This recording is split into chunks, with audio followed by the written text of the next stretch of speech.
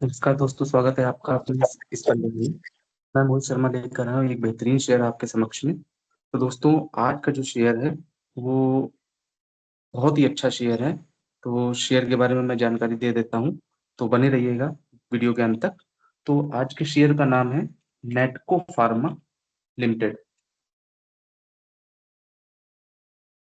चलिए कंपनी के बारे में जान लेते हैं। तो ये नेटको फार्मा लिमिटेड जो कंपनी है, ये वर्टिकली इंटीग्रेटेड है। रिसर्च और डेवलपमेंट में इनका फोकस रहता है, जो कि फार्मास्यूटिकल कंपनी है। और आगे बात करें इनके प्रोडक्ट की, तो जैसे नाइस थेरेपी एरिया में ये काम करते हैं। जैसे नेटको ने स्टैब्लिश किया था अभी प्रेजेंस में ऑल थ्री सेगमेंट में, जो कि जैसे हो गया डोसेस, हो गया फॉर्मुलेशंस, हो गया एफडीएफ और फार्मास्यूटिकल इंग्रेडिएंट्स के इनके मैन्युफैक्चरिंग बिजनेस है। और की पॉइंट की बात करते हैं तो एक्सपोर्ट ऑफ फॉर्मुलेशन ये कॉम्प्लेक्स जेनेरिक्स करते हैं, जैसे कि para IV, first to file molecules start winning tender लिया था इन्होंने एशियन मार्केट इंक्लूड मलेशिया और थाईलैंड में। कंपनी का focus high barrier entry product में रहता है। जनरली जैसे हो गया intricate chemistry, challenging delivery system और डिफिकल्ट और कॉम्प्लेक्स मैन्युफैक्चरिंग प्रोसेस ये करते हैं। पाइपलाइन की बात करें तो पाइपलाइन ऑफ नाइस और active product in US quarter three financial year 2024 में कंपनी ने 23 पैरा आईवीज पाइपलाइन यूएसए में और 15 अप्रूव इन्होंने किया था tentative of fully. India speciality business की अगर हम बात करें तो इसके फोकस तीन की बिजनेस सेगमेंट हैं, जैसे ऑन्कोलॉजी, स्पेशलिटी फार्मा और कार्डियोलॉजी और डायबिटोलॉजी। और health specialist sales force nearly 650 personal और ओवर 800 डिस्ट्रीब्यूटर से। एपीआई बिजनेस की बात करें तो 2022 में 44 एक्टिव डीएमएफ यूएस से इन्होंने प्रोसेस किया था डेवलपमेंट का।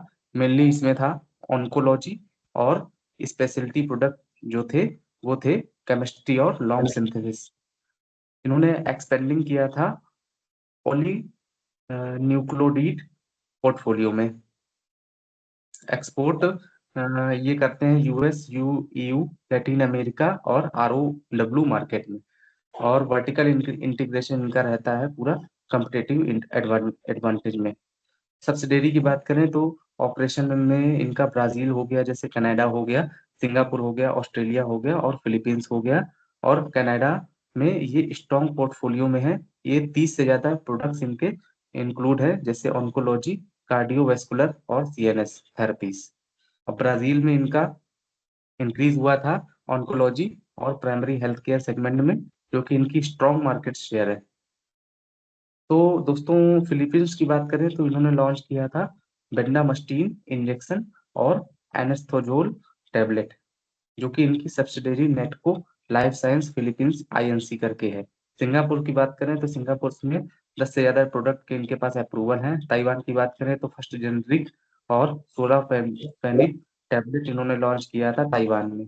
पैरा आईवी चैलेंज इन्होंने लिया था 1 साल में एक्सक्लूसिविटी। रेवेन्यू स्प्लिट की बात करें तो क्वार्टर थ्री फाइनेंशियल ईयर 2024 में इन्होंने फार्मा एक्सपोर्ट फॉर्मुलेशन का 76% एक्सपेंड किया है।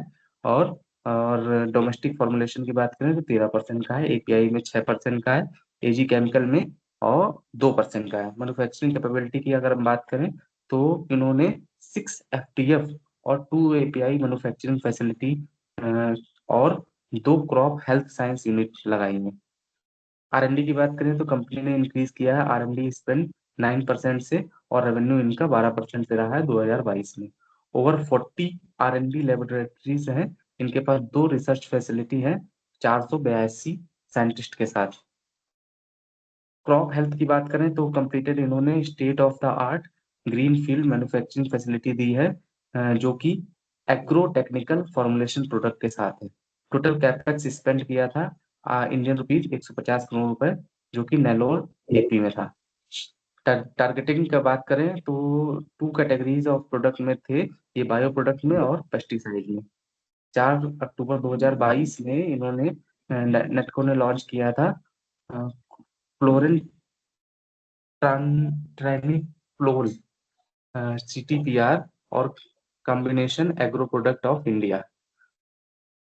केएमपी की बात करें तो इन्होंने केएमपी में चेंज किया था श्री वेंकटेश चौधरी नाना पेनेनी, इनके न्यू चेयरमैन एंड एमडी, और श्री राजीव नाना पेनेनी ये न्यू वाइस चेयरमैन। और सीईओ की बात करें तो ये 2 साल से 2025 में हो जाएंगे।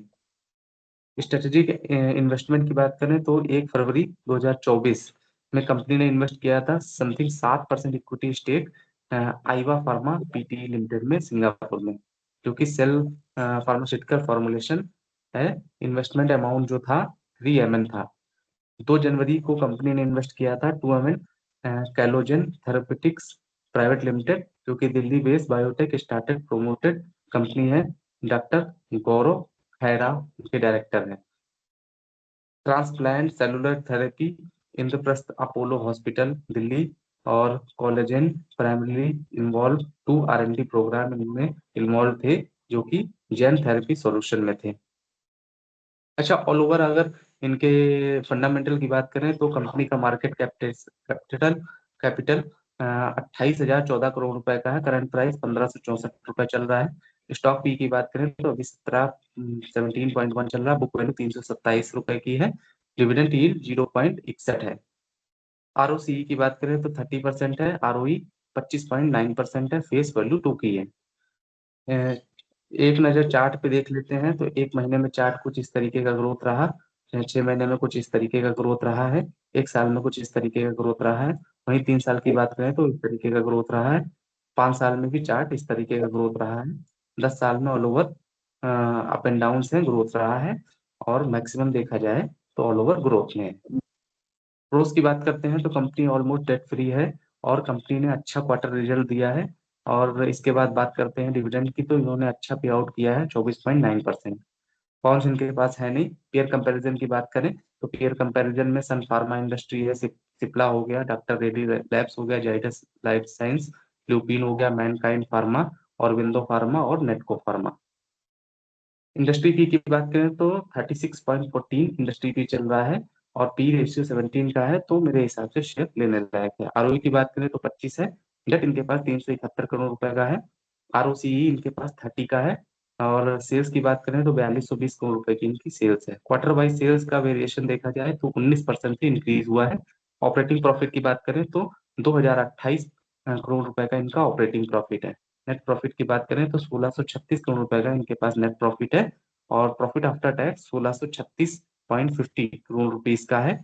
रिजर्व की बात करें तो 5817 करोड़ रुपए का इनके पास रिजर्व हो गया है। इबिट्टा 12.56 का है। प्रोमोटर होल्डिंग की बात करें तो 49% की प्रोमोटर होल्डिंग है। पीईजी रेशियो 1 का है।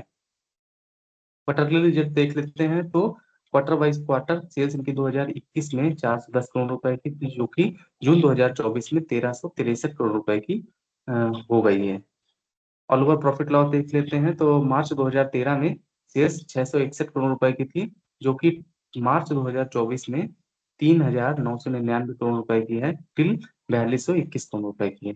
एक्सपेंसेस 2193 करोड़ रुपए के हैं। ऑपरेटिंग प्रॉफिट की बात करें तो 2028 करोड़ रुपए का इनका ऑपरेटिंग प्रॉफिट है। नेट प्रॉफिट की बात करें तो 1636 करोड़ रुपए का इनके पास नेट प्रॉफिट है। तो ऑल ओवर देखा जाए तो कंपाउंडेड सेल्स ग्रोथ इनकी 10 साल में 18% की है। प्रॉफिट ग्रोथ 10 साल में 30% की है। स्टॉक प्राइस CAGR की बात करें तो 10 साल में 21% का है।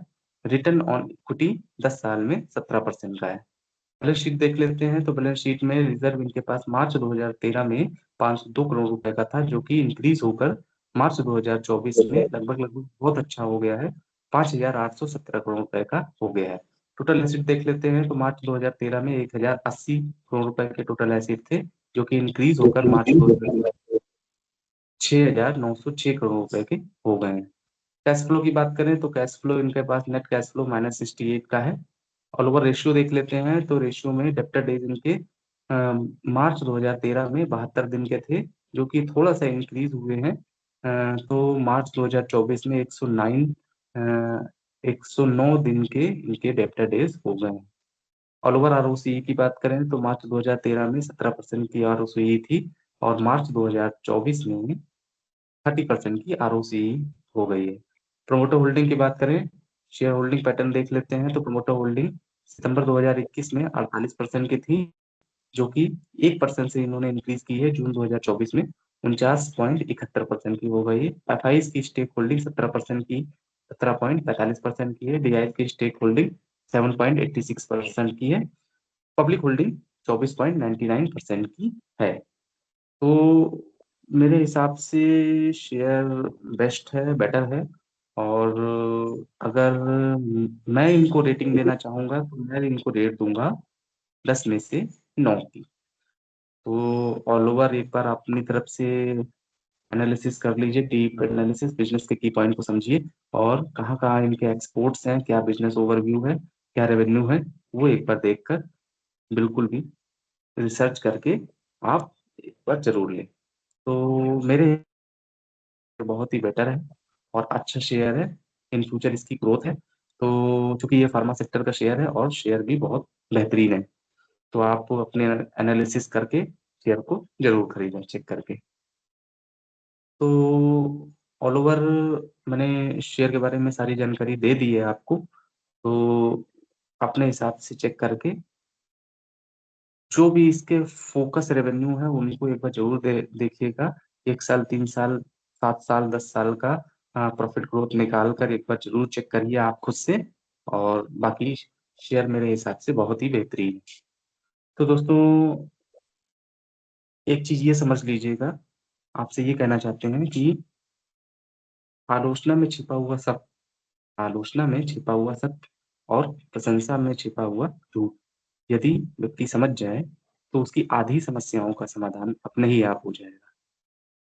तो दोस्तों देखिए, मेरे कहने का मतलब यही है कि आपसे कोई कुछ भी कह रहा है उसको चुपचाप सुनिए, समझिए और किसी भी चीज का जवाब एकदम समझदारी से दीजिए। तो मेरी आपसे राय है कि आप अच्छे से रहिए, समझिए चीजों को, क्योंकि इस संसार में आपसे बेहतरीन आपको कोई नहीं समझ सकता। तो अपने माइंड सेट से काम लीजिए, अच्छे से रहिए, अपने परिवार को देखिए और यही ईश्वर से शुभकामनाएं हैं कि आप और आप सभी का परिवार सुखी रहे, समृद्ध रहे, स्वस्थ रहे। और फिर मिलेंगे एक नए वीडियो के साथ, एक अच्छे वीडियो के साथ और अच्छे शेयर को ढूंढ के आपके समक्ष में पेश करेंगे। तब तक के लिए अलविदा लेते हैं। नमस्कार, धन्यवाद। जय हिंद, जय भारत। हर हर महादेव।